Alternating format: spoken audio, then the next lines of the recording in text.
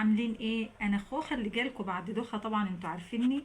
النهارده هنعمل لكم فيديو للمدارس والحاجه بتاعه المدارس وغلو الكتب والكشاكيل والكتب الخارجيه اللي مغليه الدنيا كلها. فانا جايه لكم النهارده بفكره حلوه نوفر فيها نص فلوس الكتب الخارجيه. ازاي يا خوخه نوفر نص الفلوس بتاع الكتب الخارجيه؟ خليكي معايا وانا هقولك تعملي ايه. بس انا عايزاكم بس تشوفوا الحاجات اللي احنا جايبينها والاسعار والدنيا ماشيه زي اكيد كلكم جبتوا، والكل بيشتكي من موضوع الاسعار ده. احنا جبنا، انا عندي وزه وقطه اللي هما بنتين، واحده في الحضانه في جي 2 ووزه داخله 5. جايبين لها الاقلام دي وجبنا الحاجات دي كلها اهي، والالوان طبعا وكراسات الرسم والحاجات دي كلها. تمام. فالحمد لله يعني انا جبت لهم كل حاجه. كانت تفاحه بتقول القناه هتجيب فلوس وهتجيب، بقالها سنه شغاله ولا شفت منها ولا شيلي، مش عارفين. ويا عيني على الدنيا وعلى الزمن وعلى واللي احنا فيه. ما علينا، ما انا عايزه احاسبها بس انا مش عارفه احاسبها. وجبنا طبعا اللانش بوكسات، وجبنا برضو الازايز، بس انا مش عارفه الازايز راحت فين. هنجيبها نوريها لكم برضو. المهم انا عايزه اقول لكم على الفكره بتاعه الكتب دي عشان ما اطولش عليكم والفيديو يطول. هنجيب بس الكشاكيل الاول. شوفوا الكشاكيل قد ايه، والنبي يا اختي ما عدت فاكره الكشاكيل دي. ده هو كشكول 100 ورقه. تمام اهوت. ودي كراسه موسيقى، ودي كراسه مش عارفه ايه، ودي كراسه رسم بياني، وكشكول ماشي. كشكول اهوت 100 ورقه. هذا شوف الكشاكيل. انا ما عدت فاكره من كتر الاسعار، دماغي ضرب، ما عدتش فاكره ولا واحد ولا الاسعار. انا جايبه دستتين ومش عارفه انا الفاتوره راحت فين اصلا، انا مش عارفه راحت فين. قد كده. والصغيره اللي اسمها قطه اللي في كي جي 2 جايبه لها جوز كتب. الكتاب ده كتاب ب110 وكتاب ب130. الصغيره دولت بقى انا ما كنتش لحقت اعمل الفكره دي، فجبتهم غاليين. وجبنا اللانش بوكس ده لقطه اهوت، عايزاها مجسم. بقول لها احط لك فيه رنجه مش راضيه. وده بتاع وزه احط لها فيه محشي. هتاكل فيه محشي، وده تحط فيها عصير ولا ايه مش عارفه. احنا كنا بنحط السندوتش في كيس وامنا تقول لنا رجعوا الكيس تاني. انتوا طالعين لنا في لانشات بوكسات.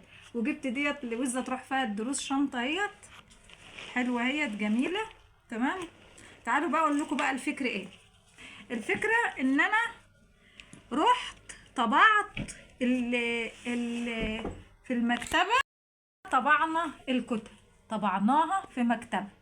انا كنت بصراحه مش مصدقه ان هي هتطلع بالمنظر ده. انا طبعت ال5 كتب. ادا 1 2 3 4 5. تمام. انا ما كنتش مصدقه بجد ان هي هتطلع بالمنظر ده كده، وعمل شغل جميل جدا. الكتب دي انا رحت اسال عليها في المكتبه، لقيتها بتتكلف 1000 جنيه. الكتب دي كانت بتتكلف 1000 جنيه. انا عملتها ب500 جنيه. انا عملتها ب500 جنيه. طب يا خوخه نفس النظام ونفس الالوان والله ابيض واسود. لا انا هوريها لكم، تمام. شوفوا الكتاب ده متصور، ده اهو متصور، مطبوع في المكتبه وكده. انا وفرت. شوفوا الكتابه، شوفوا عامله ازاي اهو. شفتوا الالوان اهي، دي الالوان